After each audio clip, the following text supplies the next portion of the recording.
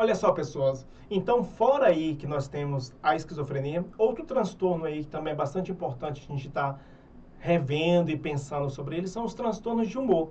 E esse transtorno de humor aí, nós temos aí alguns tipos que são importantes, né? Dentro do transtorno de humor, a gente vai ter tanto o transtorno depressivo, como também o transtorno bipolar de humor. Então, a gente tem o transtorno depressivo, que é um transtorno bastante importante que a gente está vendo, e nós temos também o transtorno bipolar. Então, dentro desse bloco aí, espero que a gente possa aí estar relembrando aí, claro, porque se você está assistindo essa aula, porque se você já é profissional da área de saúde, você já deve ter tido esse assunto em um determinado momento da sua vida. Então, vamos lá. O transtorno de humor, então, pensando nesses tipos aí, ó. Então, o que seriam esses tipos aí? Nós temos, dentro dos tipos, nós temos o transtorno depressivo de humor, né? E o transtorno bipolar. O transtorno depressivo, que é um transtorno também chamado de episódio maior de depressão, é um transtorno, né? Então, pensando aí nesse transtorno depressivo, ele é um transtorno que tem como característica principal o rebaixamento do estado de humor. E esse rebaixamento do estado de humor, que não necessariamente vai ser classificado e vai ser compreendido como tristeza. É importante observar que esse sujeito, ele vai ter, pelo menos em 2 semanas consecutivas, uma característica do rebaixamento do estado de humor.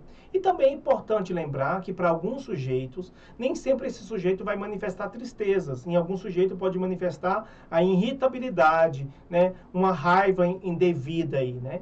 Então, essa irritabilidade também pode estar presente. E é importante também, como tudo nessa aula é importante, lembrar que na depressão, quando a gente fala de transtorno depressivo, a gente tem aí também, além de ter sintomas aí emocionais, a gente pode classificar também os sintomas em 3 grandes grupos. Sintomas chamados sintomas emocionais, sintomas físicos e sintomas cognitivos. Então, no quadro depressivo, que pode atingir tanto homens como mulheres, claro que nós temos uma incidência maior entre as mulheres do que nos homens no quadro depressivo, mas no meu ponto de vista é mais por uma questão cultural do entendimento de adoecimento, né, e da procura ao serviço de saúde, que está mudando isso, os homens estão procurando mais ajuda, mas até então os quadros depressivos são mais incidentes em mulheres. Esse quadro depressivo, então, a gente vai classificar esses sintomas em 3 grandes grupos. Primeiro grupo, sintomas emocionais. Segundo grupo, sintomas físicos. E terceiro grupo aí, sintomas chamados de cognitivos. O que seriam os sintomas emocionais da depressão? O mais comum é a tristeza, como eu falei anteriormente, também pode vir como irritabilidade, associado a uma baixa de autoestima, a um sentimento de desvalia, a um sentimento de desvalorização, a ideias pessimistas, a ideias de ruína, até mesmo a ideias de morte, ao pensamento suicida. Então, dentro dos sintomas aí que a gente fala de sintomas depressivos, o que tem uma grande importância e um grande pesar nosso aí é os sintomas aí, o comportamento suicida, que é muito presente aí no quadro de depressão. Dentro dos quadros de suicídio que nós temos no nosso país, a maior incidência são decorrentes ao quadro de depressão. Então, a gente vê uma grande consequência aí desse grande mal, que é a depressão. Então, esses sintomas emocionais, eles podem acontecer de maneira leve, ele pode acontecer de maneira moderada e de maneira grave. Mas lembrando que a depressão, ela tende a ser considerada um transtorno grave e considerado também aí um quadro aí que geralmente leva muito a uma incapacidade desse sujeito, né? Porque associado a esses sintomas emocionais, nós temos também sintomas físicos, né? Então, que sintomas físicos são esses? A fadiga. O paciente pode vir apresentar um cansaço indevido, ele também pode vir apresentar aí dores pelo corpo, né? Dores abdominais, dores musculares, dores nas articulações, também é outra grande possibilidade. E esse paciente também vai ter alteração no ciclo circadiano, isso quer dizer o quê? No ciclo do sono. Esse paciente pode apresentar muita sonolência, como também pode apresentar a insônia. Então, a gente percebe que é associado, né, a essa tristeza, essa falta de vontade, essa falta de prazer, a esse desânimo, a esse pensamento de morte, ele pode estar associado ainda a um cansaço, a uma alteração do sono e a outras alterações físicas, né? Como, por exemplo, também a alteração da ingesta de alimento. Esse paciente pode ter um aumento aí na ingesta, né, do alimento, como ele também pode ter uma diminuição. Então, por isso que esses sintomas, a gente também pode chamar ele de sintomas somáticos, porque eles são somados aos sintomas principais, que são os sintomas da tristeza, da falta de vontade.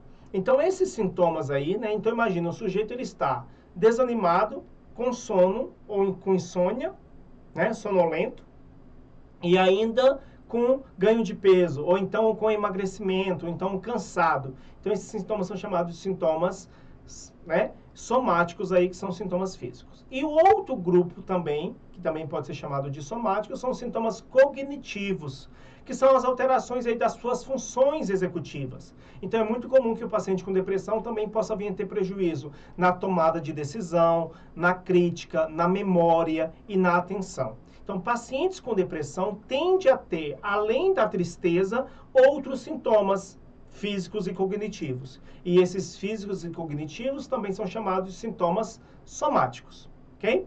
E essa depressão, ela tem que lembrar também, que é muito importante, que não é simplesmente uma tristeza. É uma tristeza que tem uma duração.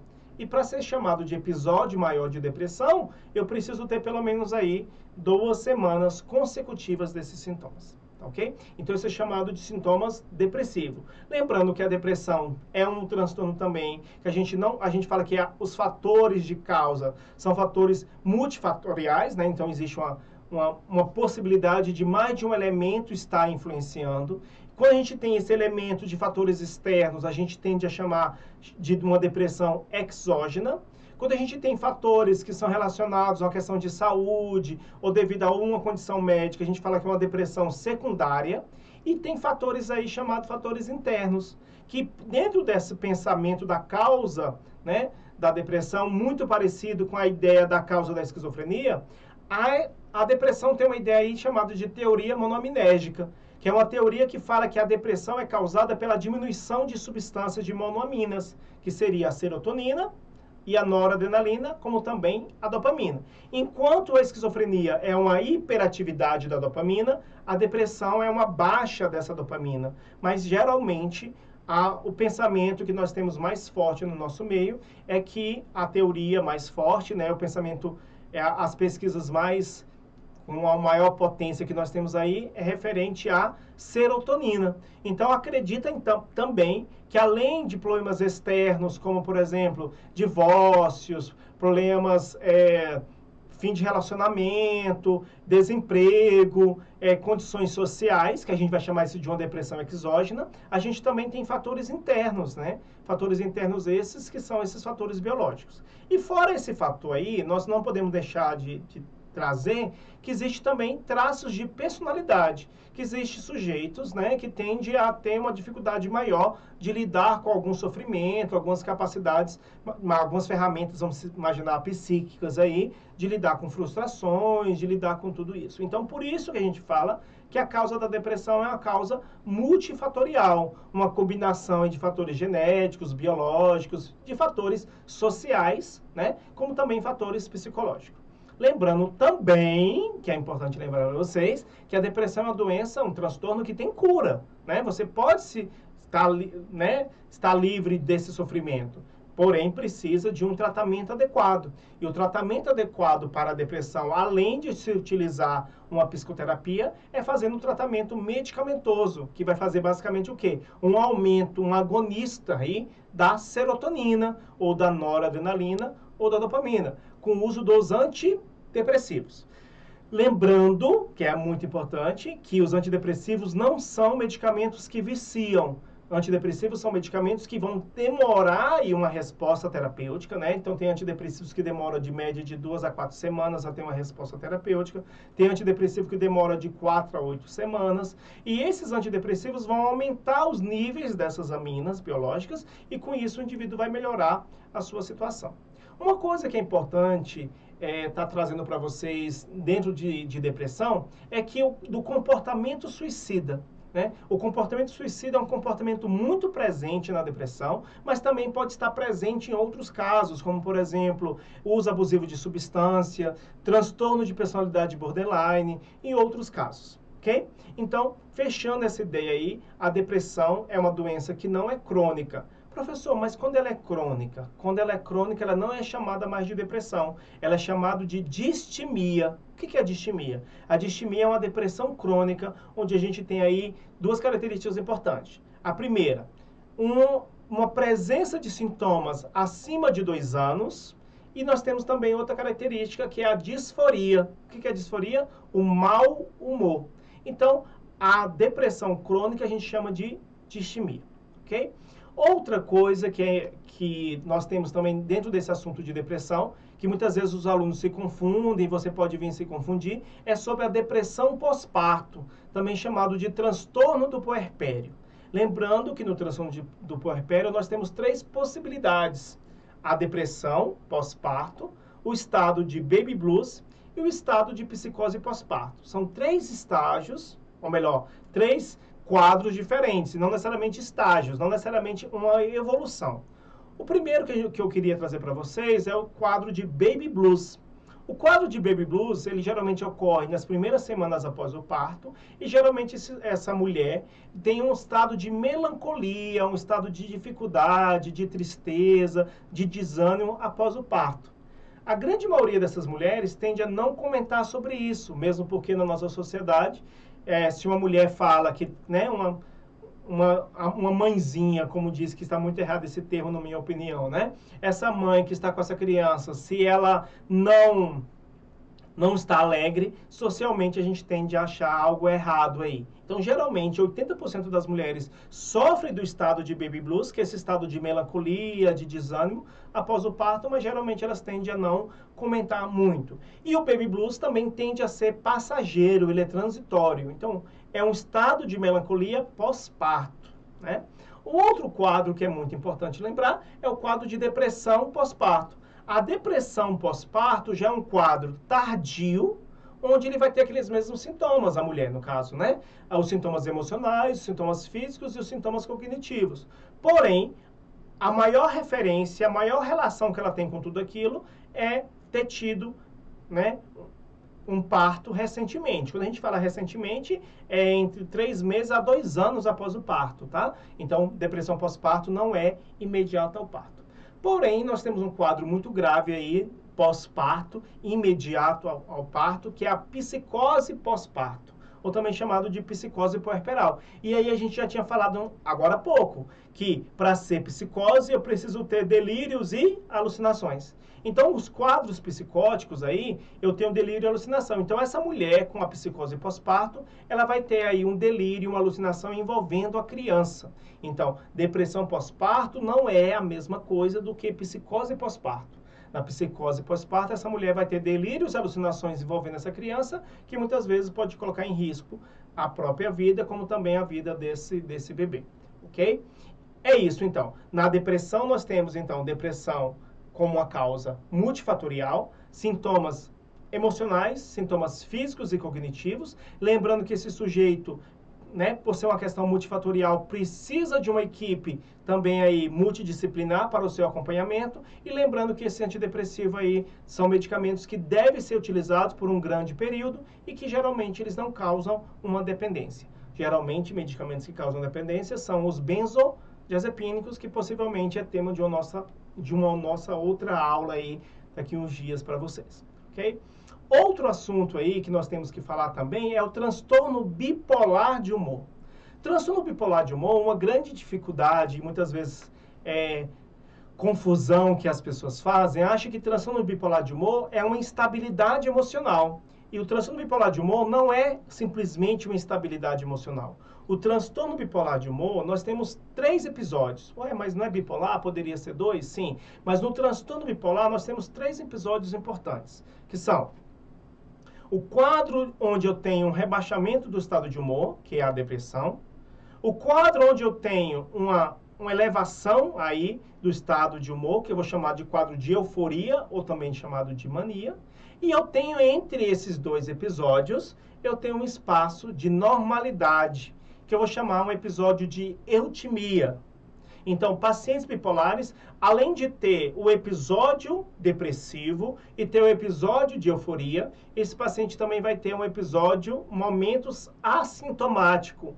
Um momento que esse paciente não vai ter nem esse episódio, nem esse. Ele vai estar no meio termo. E nesse meio termo é um tempo que ele pode estar assintomático. E esse meio termo, né, pode durar um tempo razoável aí, né? Então, você pode, nesse momento, estar namorando, casada, né, paquerando alguém que paquerando é bem década de 80, né? Você pode estar aí flertando com alguém, você pode, enfim, estar pensando em alguém que é bipolar e você não sabe. Por quê? Porque esse espaço de normalidade, há casos de pacientes que ficam até 10 anos sem manifestar crise. Então, aquela tua amiga que de manhã é de um jeito, à tarde é de outro, não necessariamente isso é bipolaridade. Então, na bipolaridade, esse indivíduo vai ter um momento de depressão, que geralmente dura pelo menos 2 semanas, mas o que a gente mais percebe que dura uns 3 meses, e um quadro de euforia aí que dura pelo menos aí 2 semanas. E nesse momento de euforia, ele vai ter o oposto desse momento de depressão, com aumento de atividades prazerosas, ele vai ter uma agitação psicomotora, ele vai ter uma ausência do sono, né? Ele vai ter um aumento aí de energia e uma ausência do sono e do medo.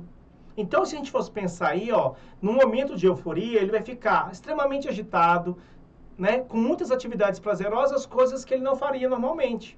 E essa agitação leva esse paciente a uma excitação, um pensamento mais acelerado e também chega de uma euforia, né, de uma alegria para uma irritabilidade. E aí, como eu tenho uma ausência do medo, a possibilidade desse paciente perder um pouco a crítica, a noção de perigo, e esse paciente se envolver em uma briga, é muito mais fácil do que quando o indivíduo tem uma consciência do seu estado. Então, esse paciente, no momento dessa euforia, ele pode vir a fazer coisas aí que venham a se arrepender por um grande período da sua vida. E associado a isso, lembrando que a gente falou agora há pouco, que na depressão eu tenho um sentimento de desvalia. No momento da euforia, da mania, eu vou ter uma exacerbação disso. Então, eu vou ter o quê? Um aumento de energia, que também me dá um aumento aí do prazer, da vontade. E então, posso vir a apresentar chamado de megalomania. Eu posso começar a ter uma mania de grandeza, né? Começar a ter compras compulsivas. E outra coisa também que é muito presente no momento de euforia é o aumento da libido sexual. Então, esse paciente pode estar saindo de um período que não queria, de um período que estava dentro de casa, choroso, para um período aí de muita energia. Diferente do transtorno depressivo, o transtorno bipolar precisa de medicamento, mas a diferença é que não vai ser um antidepressivo, e sim um regulador de humor. E o regulador de humor que nós vamos utilizar, que tende a ser de maior eficácia aí, é o chamado de carbonato de lítio. Lembrando que o carbonato de lítio é um medicamento aí que o lítio vai tentar, né, um mecanismo de ação não tão muito claro, mas que esse lítio aí vai tentar fazer uma alteração gênica, aí, fazer uma alteração celular para melhor captação e recaptação de serotonina. Então, o tratamento para a depressão é um tratamento à base de antidepressivo com a equipe multidisciplinar, e para o transtorno bipolar, o uso de reguladores de humor. Quando o paciente não pode usar esse regulador de humor, por exemplo, um carbonato de lítio, né, devido a problemas renais ou uma cardiopatia, se faz a opção de outro fármaco, que no caso aí seria um antipsicótico atípico, também é uma opção aí para o paciente com transtorno bipolar. Uma coisa também que é importante estar ressaltando para vocês, que esse paciente com transtorno bipolar, devido a essa instabilidade, devido a essa dificuldade da sociedade compreender, é muito comum esse indivíduo ter muitos conflitos familiares, né, devido a essa instabilidade, não ter muito claro isso, né? Então, esse indivíduo tende a ter muitos desajustes familiares, que é uma das coisas muito presentes aí dentro dessas queixas do paciente, ok? Então, para a gente fechar esse bloco, lembrando que transtorno bipolar nós temos euforia e depressão, e transtorno depressivo somente quadros de rebaixamento do estado de humor. E esse rebaixamento do estado de humor também pode vir com uma certa irritabilidade, ok? Os dois tratamentos, os dois transtornos, não tem exatamente uma cura, mas tem tratamento aí para alívio total desses sintomas. E é isso, até a próxima aula nossa.